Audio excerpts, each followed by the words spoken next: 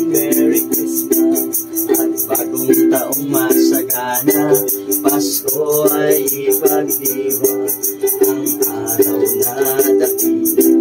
Dapat tayong manatili sa buhay na mapayapa, upang lumigayang tunay ang ating inang bansa.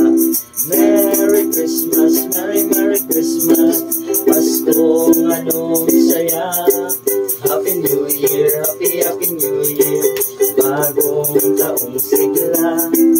At kung kayo lumigaya pagdating ng Christmas, kayo'y makakaasa, ang Diyos magagala. Kayo'y makakaasa, ang Diyos magagala. Merry Christmas! Merry Christmas!